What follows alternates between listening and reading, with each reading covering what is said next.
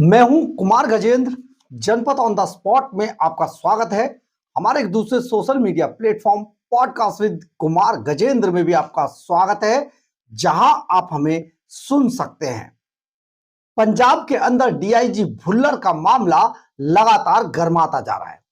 DIG Bhullar ने जिस तरीके से अपने भ्रष्टाचार का नेटवर्क पूरे पंजाब के अंदर फैला रखा था, जहां जहां भी वो रहे वहां वहां भ्रष्टाचार का नेटवर्क और बड़ा होता चला गया।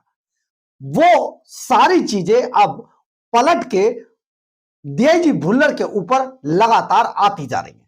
दरअसल है क्या, जो डीआईजी भुल्लर का मोबाइल फोन के अंदर जो व्हाट्सएप चैट थी, उस व्हाट्सएप चैट ने डीआईजी भुल्लर की पूरी कहानी बयान कर दी।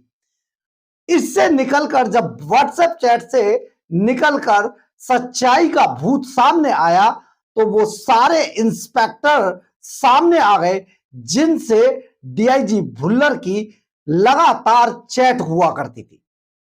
दरअसल है क्या, इस डीआईजी भुल्लर के मामले के सामने आने के बाद सीबीआई ने डीआईजी भुल्लर और कृष्णु शारदा के सारे व्हाट्सएप चैट, कई साल के व्हाट्सएप चैट निकालकर डेवलप करके अपने पास रख लिए। जब उन सभी व्हाट्सएप चैट का विश्लेषण किया गया, देखा गया उसको, तो पता चला ऐसे बहुत सारे पुलिस अधिकारी, जिनमें डीएसपी, एसएसपी लेवल के लोगों के अलावा एसएचओ लेवल के लोग, इंस्पेक्टर लेवल के लोग भी शामिल थे, जो लगातार डीआईजी भुल्लर और कृष्णु शारदा के संपर्क में थे और पैसे का लेन देन कर रहे थे। यही जो पैसे का लेन देन करने वाले जो इंस्पेक्टर्स थे या डीएसपी थे या दूसरे अधिकारी थे, उन सभी को लगातार एक के बाद एक सीबीआई ने जीरो डाउन किया है। अब ये सभी सीबीआई के रेडार पर है। लेकिन आज उससे भी बड़ा एक मामला हुआ। दरअसल है क्या, आज करीब करीब आधा दर्जन एसएचओ को सीबीआई ने अपने ऑफिस के अंदर तलब किया था। इन सभी एसएचओ को बुलाकर उनसे पूछताछ की गई और उनकी जो डीआईजी भुल्लर और कृष्णु शारदा के साथ जो उनकी व्हाट्सएप चैट हुआ करती थी, उस चैट को सामने रख दिया गया। अब जब चैट सामने आ गई, तो इसके बाद सीबीआई के जो आईओ थे, जो जांच अधिकारी थे, उन्होंने साफ कहा कि देखिए, आपकी एक एक चैट हमारे पास है, हम आपसे सिलसिलेवार ढंग से इस पर बात पूछेंगे, आप हमें बताते जाइएगा। देख लीजिए, आपके सामने है, अगर आप बता देंगे तो बात ठीक है, नहीं तो फिर आपको रिमांड पे लेना पड़ेगा। बस फिर क्या था, सरकारी अधिकारी के पैर नहीं होते, यानी कि जो सरकारी अधिकारी है वो बहुत जल्दी डर भी जाता है। यही हुआ, जितने भी इंस्पेक्टर्स को आज बुलाया गया, उन सभी ने तोते की तरह रटकर डीआईजी भुल्लर के खिलाफ सारे जो जहर था वो उगल दिया। यानी कि जितनी भी बातें, जो भी फाइनेंशियल जो बातचीत थी, वो जो आपस में एक दूसरे के से चल रही थी, उस सब का पूरा खुलासा आज उन इंस्पेक्टर्स ने कर दिया है, उन एसएचओ ने कर दिया है, जो डीआईजी भुल्लर के साथ पैसे के लेन देन के चक्कर में सामने आ गए थे। अब ये सारी चीजें सामने आने के बाद लगातार इन सभी एसएचओ का स्टेटमेंट दर्ज किया गया और उनसे बताया गया कि आपको फिर भी बुलाया जाएगा दोबारा, आप एक काम करिए, जो कुछ बता सकते हैं उसको बता दीजिए। और एक एक चैट के बारे में, एक एक जहां जहां फाइनेंशियल चीजें आई जाए, जहां पर भी कोई विवादास्पद बातें थी, उन सभी को लेकर आज इन सभी करीब आधा दर्जन जो एसएचओ थे, इनके साथ आज सीबीआई ने बिल्कुल सीधे संवाद किया। इन सभी ने तोते की तरह रटकर बता दिया। इसमें एक बड़ा महत्वपूर्ण बात और बताते हैं। आज जो एक इंस्पेक्टर एसएचओ थे, जो आकाश बत्ता है, इसका इस पूरे मामले का जो डीआईजी भुल्लर का जो मामला है, इसका जो शिकायत करता है, जो पासर बताया जाता है गोविंदगढ़ लोहा मंडी का, उसके जो जिस थाने के अंदर आकाश बत्ता के खिलाफ शिकायत दर्ज हुई थी, जिस पर यह पूरा मामला टिका हुआ है, जिस एफआईआर के ऊपर, उस थाने के एसएचओ को भी आज सीबीआई ने तलब किया था और उससे भी आकाश बत्ता के उस सारे मामले के बारे में जानकारी हासिल की, जिसमें के सीबीआई को जो जो पॉइंट्स पर अपने सवाल क्लियर करने थे, एसएचओ को बुलाएगा, उससे सारी चीजें पूछी गई। अब ये सब कुछ रटकर, तोते की तरह रटकर सीबीआई की टीम को इस एसएचओ ने भी बता दिया कि किस तरीके से एक फर्जी मुकदमा दर्ज किया गया था, या मुकदमा था क्या, या कि जो पंजाब विजिलेंस ब्यूरो था, जो पंजाब सरकार यानी कि भगवंत मान के अंडर में काम करता है, उसने क्या क्या कुकृत्य किए थे। ये सारी चीजें आज उस थाने के एसएचओ ने, जिसमें एफआईआर आकाश बत्ता के खिलाफ दर्ज हुई थी, उसको एक एक करके सारा पॉइंट टू पॉइंट बता दिया। हम आपको यहां पर यह बता देते हैं कि इसमें फतेहगढ़ साहब का एसएचओ भी शामिल था। इसके अलावा और भी कई जो बिल्डर्स थे, जिनके खिलाफ बहुत सारी चैट सीबीआई को मिली थी, जिन बिल्डरों से डीआईजी भुल्लर लगातार चैट करते थे, और पूरा इस चैट के बाद यह भी सामने आया कि डीआईजी भुल्लर पूरी तरीके से खुलकर खेल रहे थे, यानी कि उन्होंने अपने व्हाट्सएप चैट पे वो सब भी लिखा या वो सब भी सुना, देखा, जिसकी उम्मीद कम से कम एक अफसर से तो नहीं की जाती है कि वो व्हाट्सएप चैट पर इन सब बातों को करे। यानी कि डीआईजी भुल्लर इतने कॉन्फिडेंट थे अपने भ्रष्टाचार के इस मकड़ जाल के अंदर कि उन्हें शायद कोई पकड़ पाए। यही कारण था कि डीआईजी भुल्लर आज फंस चुके हैं और उनके खिलाफ लगातार चीजें सामने आ रही हैं।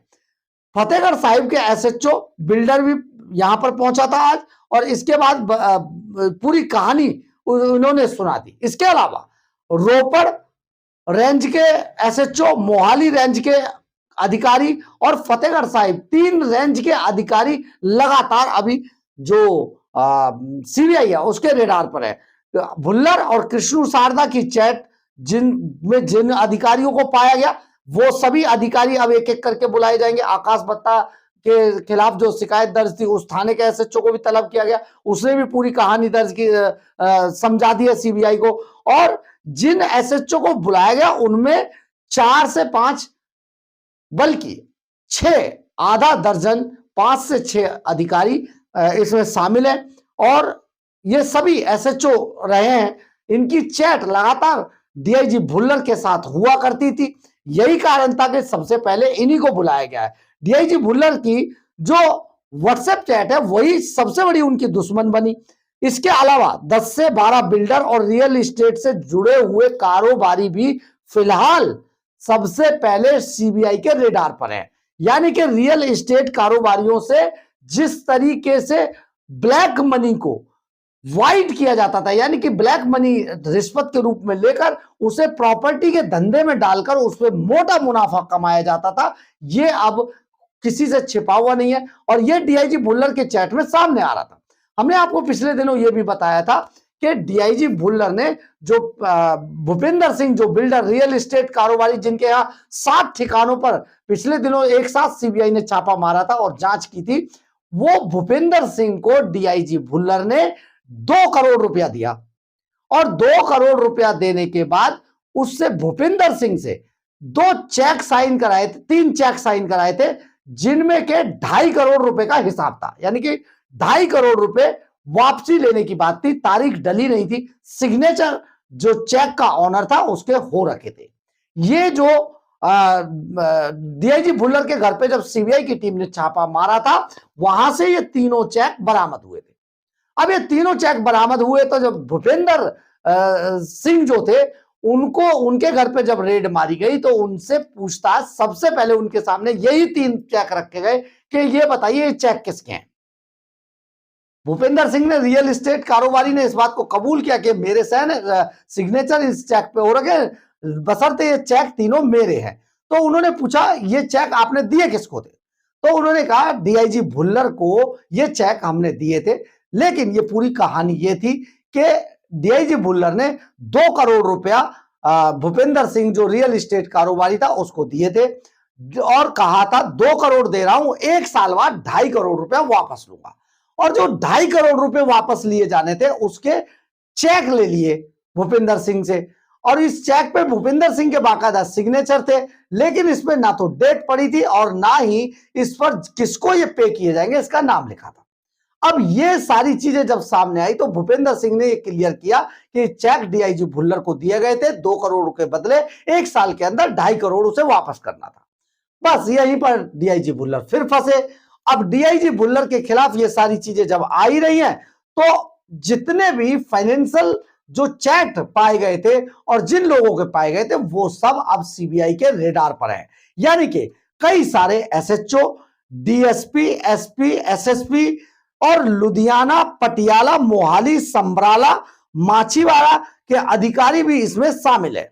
डीआईजी भुल्लर के परिवार के एक सदस्य को भी आज बुलाया गया था, उनसे भी पूछताछ की गई थी और ये जो पूछताछ थी ये काफी बड़े स्तर पर की गई, व्यापक स्तर पर की गई, अलग अलग टीमें इसमें काम कर रही थी। लेकिन आज सभी से केवल एक ही चीज थी कि आखिर डीआईजी भुल्लर के जो फाइनेंशियल नेटवर्क था, यानी कि जो भ्रष्टाचार का पैसा आता था उसको रियल एस्टेट के कारोबार में डालकर भी उसे 10 गुना बढ़ा दिया जाता था। ये एक बहुत बड़ा नेटवर्क सामने आया था। लेकिन आज सबसे बड़ी बात यह है कि डीआईजी भुल्लर की जो व्हाट्सएप चैट थी या कृष्णु शारदा की जो व्हाट्सएप चैट थी, आज उसकी पूरी तरीके से दुश्मन बन चुकी है। यही कारण है कि डीआईजी भुल्लर लगातार फंसते जा रहे हैं, निकलने का अभी कोई चांस दिखाई नहीं दे रहा है, क्योंकि अभी तक इसमें डीआईजी भुल्लर की तरफ से यह कहा जा रहा है कि वो हाई कोर्ट में इसकी रिट डालेंगे जमानत के लिए। लेकिन अभी हाई कोर्ट में तभी वो जा पाएंगे जब हाई कोर्ट के अंदर जो सीबीआई है वो अपना चालान पेश करे। चालान अभी सीबीआई ने कोर्ट के अंदर पेश नहीं किया है। ऐसे में जो डीआईजी भुल्लर है उनकी जमानत की अभी अर्जी लगाने का कोई मायने बनते नहीं है। यानी कि अभी लंबे समय तक जो डीआईजी भुल्लर है अभी जेल के अंदर ही रहेंगे। उन्हें बुड़ैल जेल के अंदर रखा है, जहां पर उन्होंने अपनी मेडिकल की बात कहते हुए, मेडिकल इमरजेंसी की बात कहते हुए एक गद्दे की, सोने के लिए एक गद्दे की मांग की है। अब ये तो मांग तो पूरी होनी ही हो गई होगी, लेकिन अभी डीआईजी भुल्लर बुरी तरीके से फंस चुके हैं। और आज जिस तरीके से अधिकारियों को सीबीआई ने बुलाकर उनसे पूछताछ की है, यानी कि आने वाला समय भी डीआईजी भुल्लर के लिए बहुत ज्यादा मुसीबतों भरा है। बहरहाल, अगर आपको हमारी ये खबर अच्छी लगे तो आप इसे लाइक, सब्सक्राइब और शेयर जरूर करें। कमेंट्स बॉक्स में अपनी राय जरूर लिखें, इससे हमें बहुत बहुत बहुत ऊर्जा मिलती है। जय हिंद, जय भारत।